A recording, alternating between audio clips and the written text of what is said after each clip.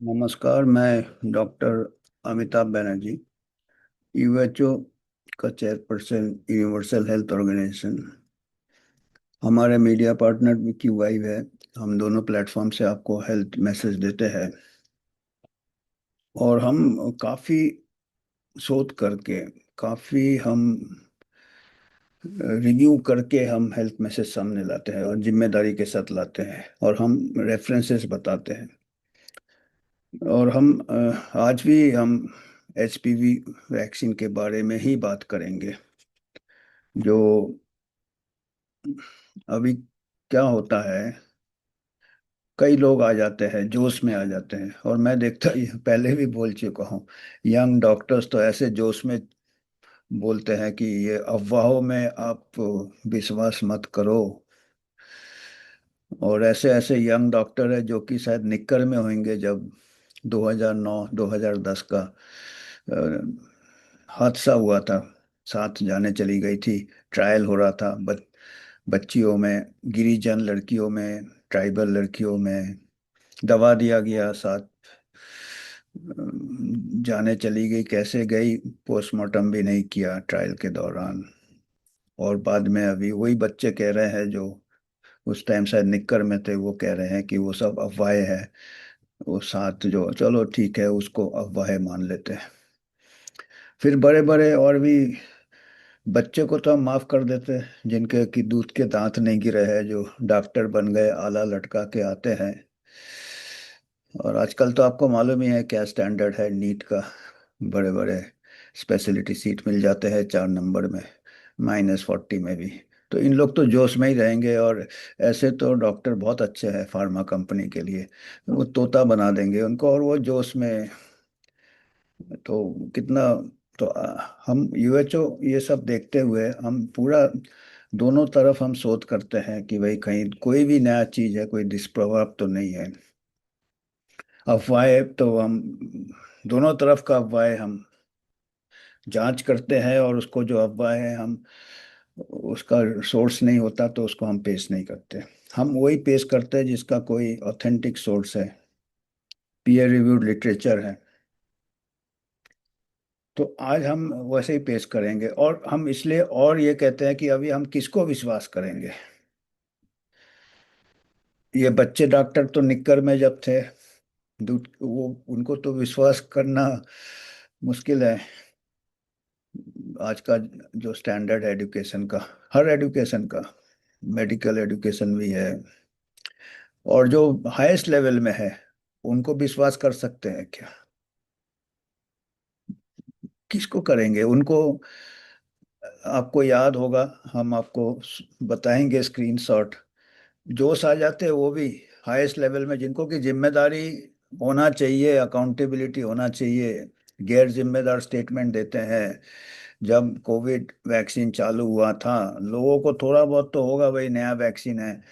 तब उन्होंने बोला था, drug controller general of India doctor Somani थे, उन्होंने बोला था 110% सुरक्षित है। 110%, यार क्या साइंटिफिक स्टेटमेंट है। कोई चीज हो सकता क्या 110%? पर कितने लोग मिसगाइड हो गए हैं, कितने लोगों को दुष्प्रभाव हुए होंगे, कुछ जाने भी चली गई। इसको आप मिस इन्फॉर्मेशन नहीं कहेंगे? जो आंकड़े के साथ कुछ पेश, 200, 2021 में ड्रग कंट्रोलर बोलते हैं कि 110% सेफ है। और 5 साल लग जाते हैं सुप्रीम कोर्ट को बताने के लिए कि कोविड वैक्सीन से कुछ हादसे हुए थे, मृत्यु तक हुए थे। कहाँ गया 110%? इनकी कोई अकाउंटेबिलिटी नहीं है क्या, जिम्मेदारी नहीं है क्या? इनके इनके अगेंस्ट केस नहीं किया जा सकता है क्या? फिर भी आप लोगों को, बाकी लोगों को अफवाह कह रहे हो। जो लोग की एक साइंटिस्ट की तरह शोध करके, कोई भी साइंटिस्ट, मैं कई बार कह चुका हूँ, साइंटिस्ट कभी इतना सर्टेन नहीं रहेगा ना। वो छोकरे जैसा रहेगा जो कि जो उसमें गाता रहता है कि अफवाहों में नहीं बिलीव करो क्या। और जो ऐसे हाईएस्ट लेवल में जो 110% से, ऐसा साइंस में 110% सेफ कुछ नहीं होता है। न्यूटन का थ्योरी भी आइंस्टाइन ने ये कर दिया, आइंस्टाइन के आगे भी लोग निकल गए। तो 110% सीमा नहीं होती है। और जो सही वैज्ञानिक होगा वो कभी नहीं कह सकता है 110 क्या 100% भी नहीं सेफ है। उस टाइम तो ऐसा था कि ड्रग कंट्रोलर जनरल ने 110 बोल दिया, तो कोई अगर 100% बोलेगा सेफ है तो उसको मिस इन्फॉर्मेशन कहेंगे, 110% सेफ है।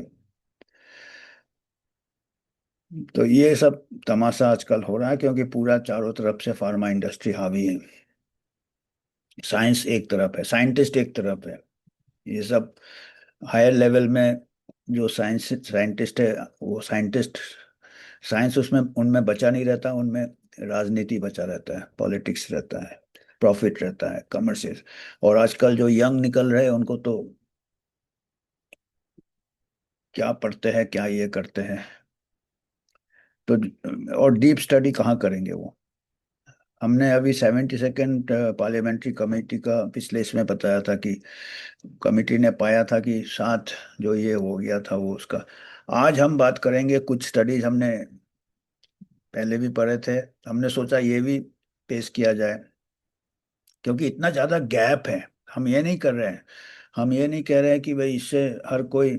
आज हम बात करेंगे एचपीवी वैक्सीन का। अंडकोश के अंडाशय जो होता है, और ओवरीज, औरतों का जो ओवरी होता है, जो औरतों का बीज होता है, औरतों के पीरियड मेंस्ट्रुअल साइकिल में एचपीवी वैक्सीन का क्या कुछ दुष्प्रभाव पड़ सकता है। ओवेरियन फेलियर जिसको मेडिकल टर्म में कहते हैं, ओवेरियन फेलियर, यानी ओवरीज काम करना बंद कर देते। तो आपके पूरे फीमेल के जो ये है फंक्शन है, फर्टिलिटी है, फिर अगर ओवरी फेल हो जाएंगे तो बांझपन आ सकता है। अब बांझपन का नाम लो तो बहुत लोग हल्ला चालू कर देते हैं, ये तो अफवाह है, ये रूमर है, ये वगैरह वगैरह। पर हम आज सीरियसली कुछ लिटरेचर देखेंगे जहाँ पे कि ऐसे स्टडीज ऐसे पाए गए हैं, केस रिपोर्ट्स पाए गए हैं। रेयर चीजें जो होते हैं ना, वो एक केस को भी उसको सीरियसली लेना चाहिए, रेयर केस।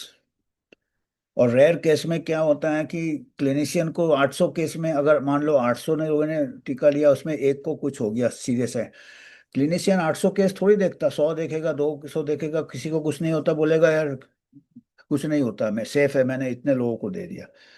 पर अगर आप पॉपुलेशन लेवल में देते हो और 1 in 800, 1 in 1000 भी होगा, करोड़ों को दे रहे हो, तो 10-20 हजार लोग को सीरियस साइड इफेक्ट हो सकता है, और उनमें से शायद उनको शायद सर्वाइकल कैंसर होता भी नहीं।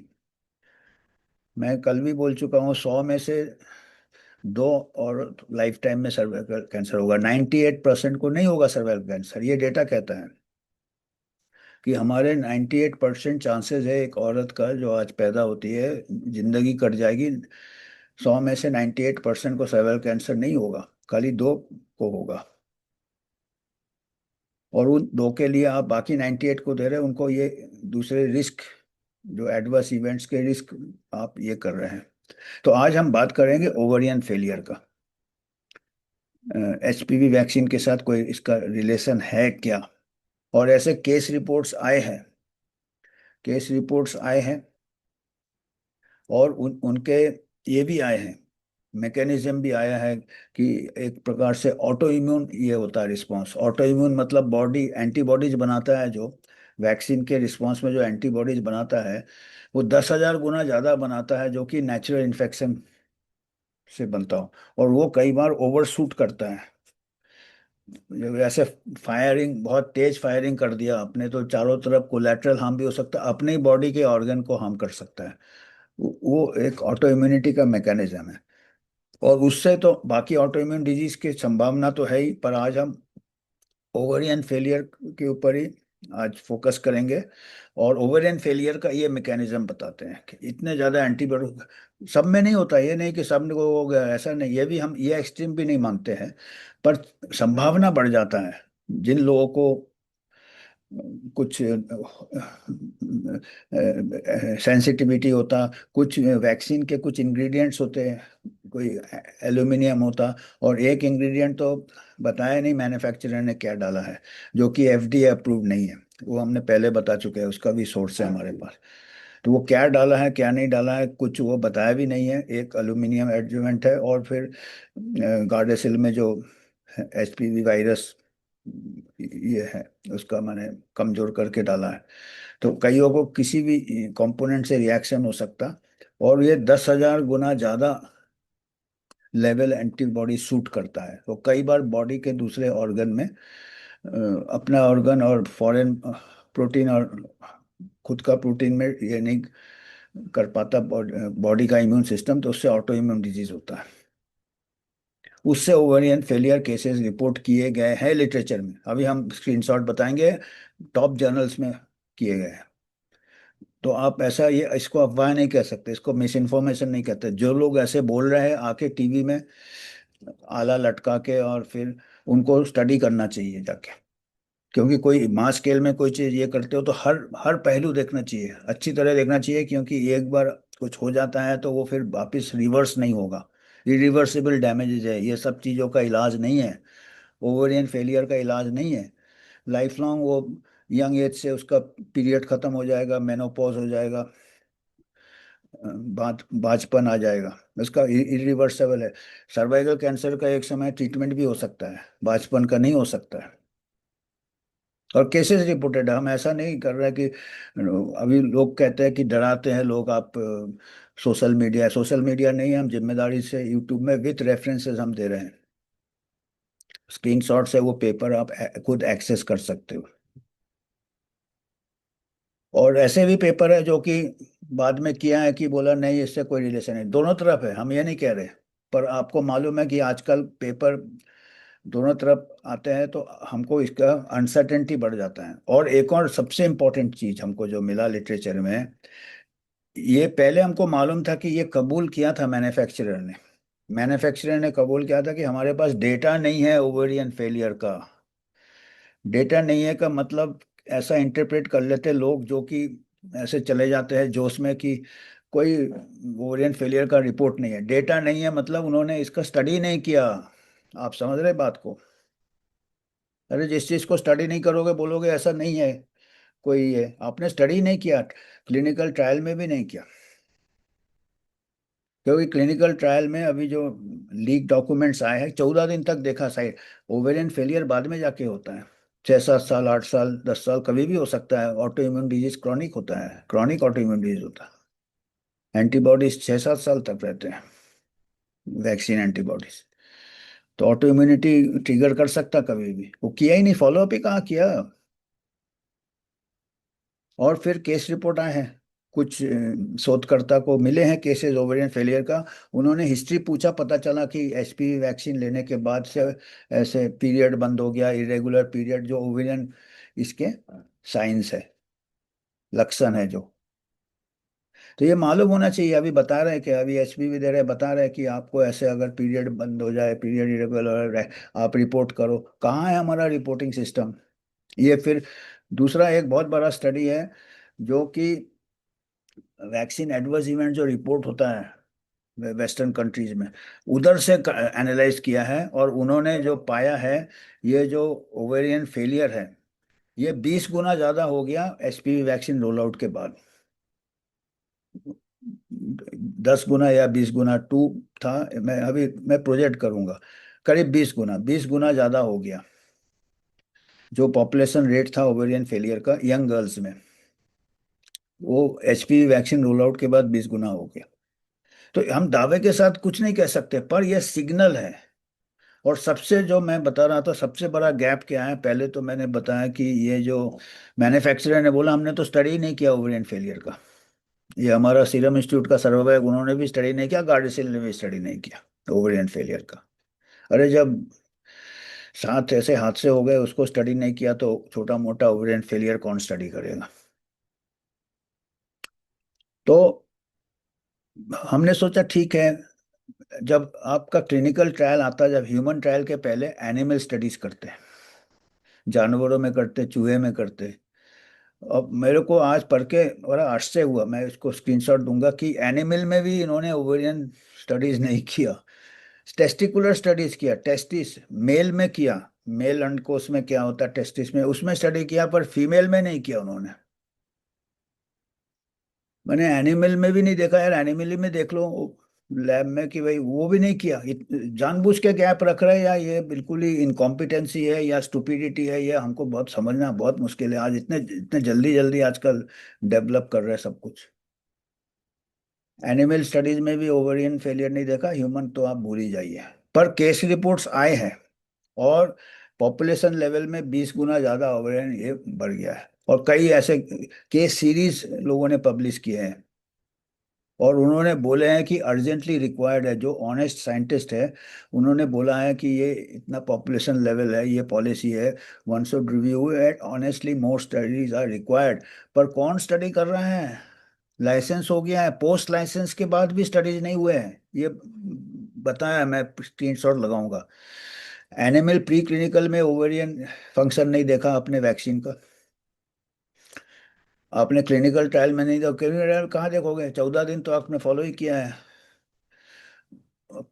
और पोस्ट लाइसेंस, एक बार एसपीवाई लाइसेंस हो गया, उसके बाद भी आपने फॉलो अप नहीं किया किसी को ओवेरियन इसके लिए। और कुछ लोगों ने केस रिपोर्ट किया हिम्मत से, आजकल वो भी पब्लिश करना बहुत मुश्किल हो रहा है, क्योंकि वो, मैं पहले बता चुका हूँ, सब हाईजैक हो गए हैं जितने भी जर्नल्स हैं, सब फार्मा के इन्फ्लुएंस में है, सब एडिट, काफी प्रेशर रहता है, तो पब्लिश एक्सेप्ट ही नहीं होता है। तो उसके बावजूद भी कुछ अगर केस रिपोर्ट्स पब्लिश हुए, कुछ केस सीरीज पब्लिश हुए, कुछ लार्ज डेटा सेट से किसी ने एनालाइज करके बताया है कि 20 गुना ज़्यादा बढ़ गया है, तो हमको ये सीरियसली लेना चाहिए। और हम यूएचओ ये नहीं कहते हैं कि ये डायरेक्ट, बहुत मुश्किल होता है साइंस में कोई चीज़ हम 110% क्या, हम 50% भी कंफर्मेशन के साथ नहीं बता सकते, पर फिर हम एक रेड सिग्नल दे सकते हैं, लाल, कि भाई ये जरा रोको और जरा और रिसर्च करो।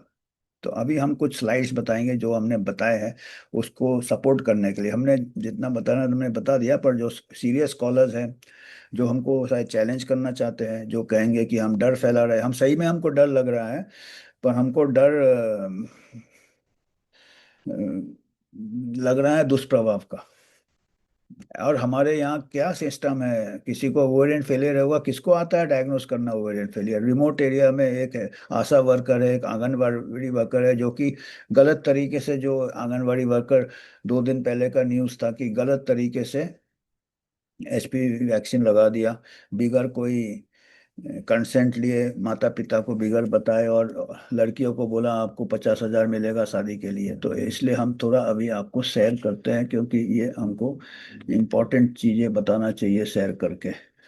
ये देखिएगा, ये होता है आपका, ये होता है गर्भाशय, दोनों तरफ आपको ये यूट्रस होता है, नीचे वाला आपका ये होता है सर्विक्स होता है, जो बच्चेदानी का मुंह है। और ये दोनों तरफ आप देख रहे हैं, ये अंडाशय है जिसको ओवरी कहते हैं, ओवरी। तो ओवरी, फिर ये फैलोपियन ट्यूब जा रहा है आपका। और तो ये ओवेरियन फेलियर का ये है।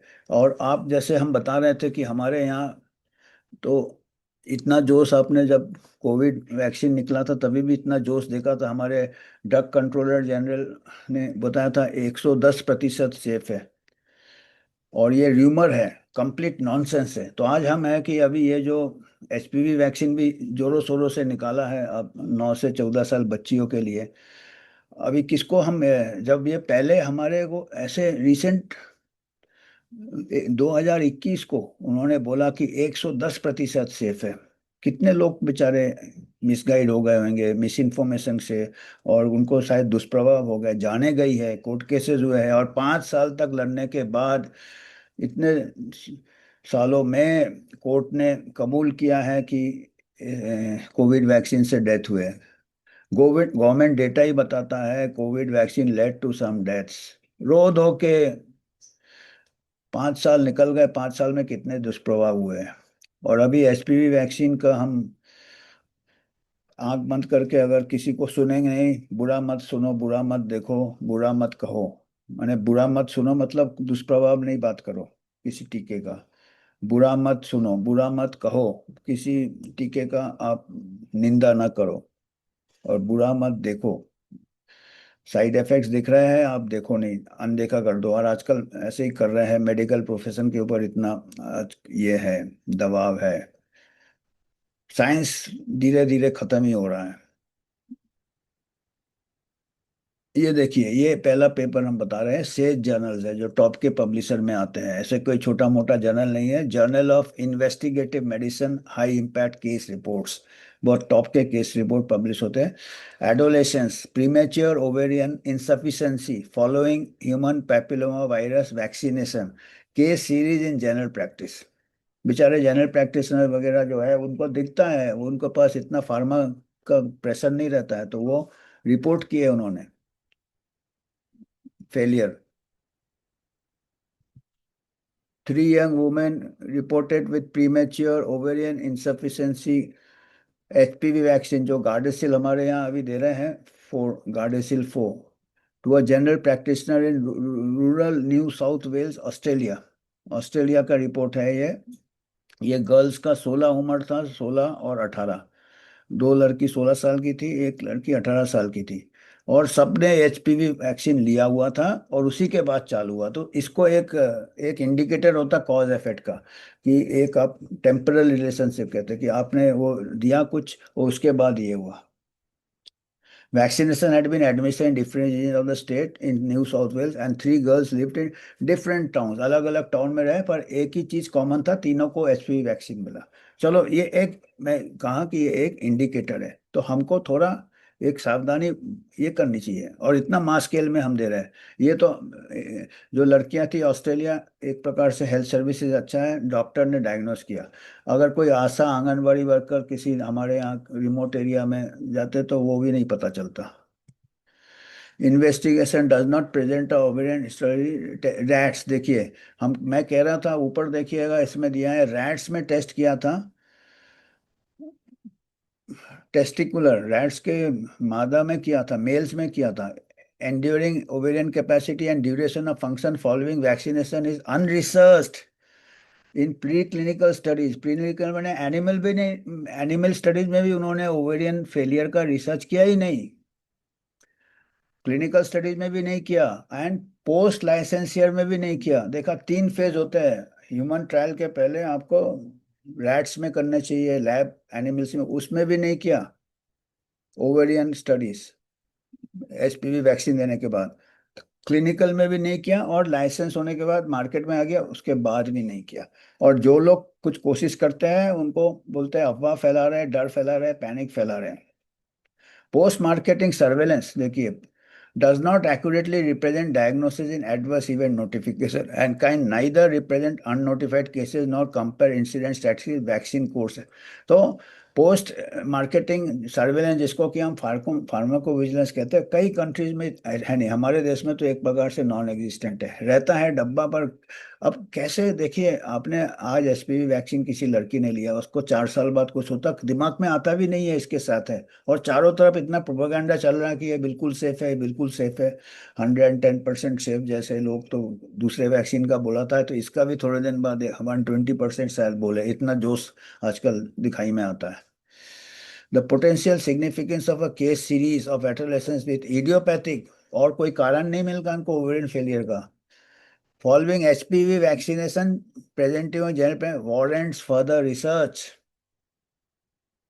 Preservation of reproduction preservation of reproduction health is a primary concern in the recipient target group. ये कह रहे हैं रिसर्चर्स, जो टारगेट ग्रुप आप 9 से 14 साल दे रहे हैं, वुमेन है, लड़कियां हैं, यंग लड़कियां हैं, अपना रिप्रोडक्टिव एज चालू हो रहा है, और उसमें कोई भी ये एक्सेप्टेबल नहीं है, कोई भी दुष्प्रभाव आपका रिप्रोडक्टिव हेल्थ के ऊपर। इसको प्रिजर्व करना है रिप्रोडक्टिव हेल्थ, तो इसमें खाली फर्टी बांझपन ही नहीं होता, बाकी बॉडी चेंजेस भी आ जाता है, जैसे आपको मिनोपॉज हो जाता है, उस टाइप का यंग एज में हो जाएगा, ओवरियन फेलियर होगा तो। आप समझ रहे हैं कितना ये होता है। और प्री प्यूबर्टल और young women, demonstration of ongoing uncompromise safety of the ovary is urgently required. ये कह रहे हैं, ये अर्जेंट स्टडीज है, और ये देखिए कितने लापरवाही है, न एनिमल में किया, न क्लिनिकल ट्रायल में किया, ना अभी कोई देख रहा है। This matter needs to be resolved for the purpose of population health and public vaccine confidence। कौन जवाब देगा इसका? वो जवाब दे रहे हैं जो अभी आ रहे हैं, वैक्सीन वैक्सीन कर रहे हैं, एसपीवी एसपीवी बिल्कुल। ह्यूमन पैपिलोमा दूसरा स्टडी है ये। ओवेरियन फेलियर अनदर फैसे, ऑटो इम्यून हम कह रहे थे ना, ये बॉडी के एंटीबॉडीज अपने ही ऑर्गन को अटैक करते हैं, अपने ही सेल्स को अटैक करते हैं। और वो उसमें जो मिलावट रहती है ना, वो प्रिजर्वेटिव्स रहते हैं वैक्सीन में, या उसका इम्यूनोजेनिसिटी बढ़ाने के लिए एल्यूमिनियम एडजुवेंट या एक तो और डाला है कुछ कॉन्स्टिट्यूएंट जो कि मैन्युफैक्चरर ने भी डिस्क्लोज नहीं किया, जो कि एफडीए अप्रूव्ड भी नहीं है। American journal of reproductive immunology. तो ये भी कुछ इन्होंने केस रिपोर्ट किया है कि ऑटो इम्यून रिएक्शन हुआ है एचपीवी वैक्सीन के बाद, और ओवेरियन फेलियर हो गया। ये मेडिकल हिस्ट्री, इनके पास भी 3 केसेस आए। Secondary amenorrhoea following HPV vaccination, data type of vaccine वगैरह वगैरह, treatment analysed. All 3 patient secondary amenorrhoea, period बंद हो गया, महीना आना बंद हो गया, महीने में जो ये HPV which did not resolve on treatment with hormone replacement therapy भी देना पड़ा जैसे मेनोपॉज में, पर उससे भी फायदा नहीं हुआ। सेक्सुअल डेवलपमेंट नॉर्मल था, जेनेटिक स्क्रीन तो उनको कोई दूसरा क्रोमोसोमल एबनॉर्मलिटी नहीं था, कि कई लोगों को दूसरे कारण के लिए भी होता है, तो वो सब एक्सक्लूड किया था। और हार्मोनल इम्बैलेंसेस वगैरह काफ़ी मिले। तो ये कहते हैं कि ये एविडेंस है potential HPV vaccine to trigger life disabling autoimmune condition, quality of life खराब कर सकता है, ओवरी फेले के अलावा दूसरे भी auto immune. Increasing number of similar report of post HPV linked auto immunity and the uncertainty of long term clinical benefits of HPV vaccination. ये देखिए, ये तो एक कदम और जा रहे हैं कि लॉन्ग टर्म 20 साल बाद क्या प्रिवेंट करेगा, इसका भी कोई सर्टेनिटी नहीं है। A matter of public health that warrants further rigorous inquiry. कौन करेगा भाई रिगरस इंक्वायरी? ऐसा तो बात करने ही नहीं दे रहे आप। दो बड़ा स्ट्रॉन्ग चीज लिखा है इस पेपर में, ये लिखा है कि एचपीवी वैक्सीन से ऑटो इम्यूनिटी होता, और दूसरा होता कि लॉन्ग टर्म बेनिफिट का कोई सर्टेनिटी नहीं है। क्योंकि मैं पहले भी बताया 200 स्ट्रेन है, 4 स्ट्रेन कवर कर रहे हैं, फिर 9 स्ट्रेन कवर करोगे, 180 स्ट्रेन। और हमारे कंट्री में अलग अलग स्ट्रेन्स मिले हैं, जो एचपीवी के अलग स्ट्रेन्स मिले हैं जो वैक्सीन में कवर नहीं है। तो इससे बहुत सारे अनसर्टेनिटीज हो जाते हैं। ये एक और पेपर है, ये लार्ज पॉपुलेशन डेटा है, ये ड्रग्स रियल वर्ल्ड आउटकम्स, ये भी पेपर है। Human papilloma vaccination and premature ovarian, ये 2021 2020 2022 ये सब पेपर्स वेस्टर्न कंट्रीज में लोगों को पता चल रहा है। यहाँ पे तो सो रहे हैं, हमारे डॉक्टर भी सो रहे हैं, यहाँ कोई नहीं इतना ये करता है। तो वहाँ पे लोग अवेयर हो जाते हैं, ऐसे भी वहाँ मार्केट कम है, हमारे यहाँ सबसे मैक्सिमम पॉपुलेशन है, टारगेट पॉपुलेशन। तो ये डायनामिक्स है वहाँ पे, ये सब आ रहे हैं वहाँ पे। तो काफी कोर्ट केसेस चल रहे हैं एचपीवी वैक्सीन के अगेंस्ट, जो लोग को प्रॉब्लम हो गया है, कुछ लोग बेड रिडन हो गए। तो ये चल रहे हैं अमेरिकन कोर्ट्स में, केसेस चल रहे हैं। एनालिसिस यूजिंग वैक्सीन, तो इसमें आया कि देखिए, इसमें they have been public health concerns about potential association between human papilloma vaccine and premature ovarian failure in young women. तो इसमें देखिएगा फॉलोड बाय रिव्यू, ये इन्होंने जो बताए हैं, ऑल ये जो इन्होंने जो vaccine adverse event reporting system है, हमारा तो रिपोर्टिंग सिस्टम भी ऑनलाइन काम नहीं करता। आप खुद ट्राई कर लो, आप अभी क्या किया है इन्होंने पता नहीं एचपीवी वैक्सीन रोल आउट के लिए। एड वो जाते हैं 10 दिन बाद 5 दिन बाद, तब तक कोई डेटा नहीं रहता, कब तक हो जाता है, ना कोई फॉलो अप होता। आपको मालूम है रिमोट एरिया में हेल्थ सर्विस नहीं है, 90% लोग तो रिपोर्ट ही नहीं करते हैं, समझ में नहीं आता उनको क्या हो गया। ट्रेंड, उन्होंने ट्रेंड ऑफ रिपोर्टिंग एनालाइज किया है, और इस स्टडी में देखिए mean number of increase after first HPV vaccine launch, 2006 में लॉन्च हुआ, with 22 ovarian failure, primary ovarian failure 22। हर साल 22 रिपोर्ट होने लगे, जबकि उसके पहले वैक्सीन लॉन्च होने के पहले 1.4 था, करीब 20 गुना बढ़ गया पॉपुलेशन लेवल में बिफोर द लॉन्च। तो 22 प्राइम ओवेरियन फेलियर केसेस उनको हर साल ऐड होने लगे। जबकि पहले, बिकॉज यंग गर्ल्स में उस एज ग्रुप में इतना नहीं होता है अनटिल अनलेस कुछ दूसरा जेनेटिक ये हो। तो पहले होता था, बेसलाइन लेवल कितना था? 1.4 था बेसलाइन लेवल। वैक्सीन लॉन्च होने के पहले 1.4 केसेस पर ईयर था उस एरिया में हर साल। और एचपीवी वैक्सीन जब लॉन्च हुआ उसके बाद 22.2, 22 हो गया, 1.4 से 22 हो गया, यानी 20 गुना ज्यादा केसेस रिपोर्ट होने लगे। ये मतलब एक प्रकार से पॉपुलेशन लेवल में ट्रेंड बता रहा, मतलब इसमें भी टेम्परल एसोसिएशन हो जाता। ये लॉन्च करने के बाद ही क्यों ये हुआ? और फिर केस रिपोर्ट्स है, और फिर मैकेनिज्म, बायोलॉजिकल प्लॉजिबिलिटी भी है, ऑटो इम्यूनिटी के मैकेनिज्म से एंटीबॉडी जितने राइज हो रहे हैं टारगेट ऑर्गेन्स को, अपने ही बॉडी के को टारगेट बना ले रहे हैं। और इसी ये सब चिंता वाली बात है। तो इन्होंने भी जो कंक्लूजन किया है, और study suggest that presence of a potential safety signal, हम भी हमेशा कहते हैं यूएचओ कि ये एक सिग्नल है, इसमें रुक के थोड़ा दाएं देखो बाएं देखो फिर आगे जाओ। हमारे यहाँ तो बात ही नहीं होता है ऐसा प्रोपागेंडा। भाई ठीक है, आप फिल्म स्टार को हायर कर लो और नाच गाना, पर डॉक्टर्स को थोड़ा रिस्पॉन्स होना चाहिए भैया। आप साइंटिस्ट हो, आप 100%। और मैं देखता हूँ सीनियर लोग भी बात कर रहे हैं ऐसे, नहीं करते उनके पास। सीनियर लोग का जिनका प्रैक्टिस चल जाता है उनको पढ़ाई लिखाई का टाइम नहीं रहता, और यंग लोग तो प्रैक्टिस नहीं चलता तो इसी में खुश हो जाते हैं। और ये इन्होंने ये भी नोटोरिटी बायस, देखिए ये वर्ड नोटोरिटी बायस माने इस टाइप का जो र्यूमर चालू हो जाता, उसको भी उन्होंने एडजस्ट किया कि ये दूसरे डिजीज के इससे भी कंपेयर किया है, प्रोपोर्शनेट वो केसेस बढ़ गए। और वेल नोन लिमिटेशंस और स्पॉन्टेनियस रिपोर्टिंग, और ये क्या है कि पैसिव रिपोर्टिंग से 20 गुना ज्यादा बढ़ा है। स्पॉन्टेनियस मतलब खुद से पेशेंट रिपोर्ट कर रहा है, जो कि बहुत कम होता है। वेस्टर्न कंट्रीज में बहुत कम लोग रिपोर्ट करते हैं, क्योंकि कई लोगों को तो पता ही नहीं चलता, इसके साथ कोरिलेट ही नहीं करते कि कुछ साल बाद जब further investigations are warranted.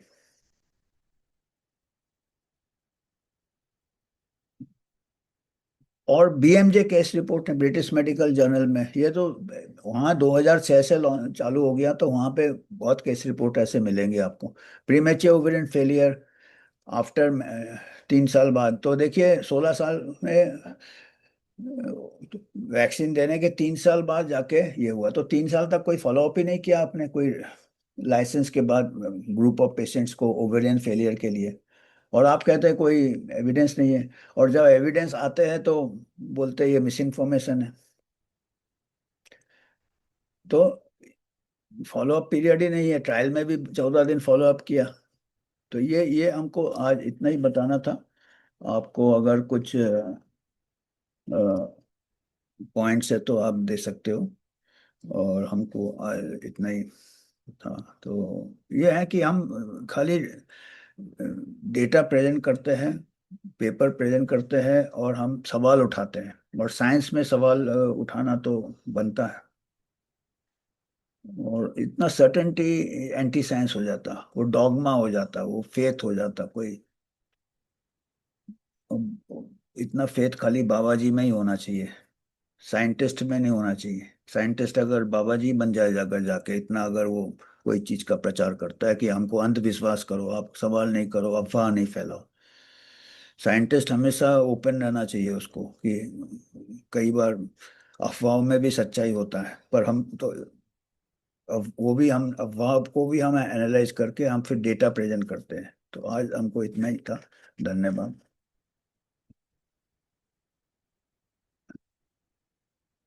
Independent यूएचओ का अकाउंट है ये।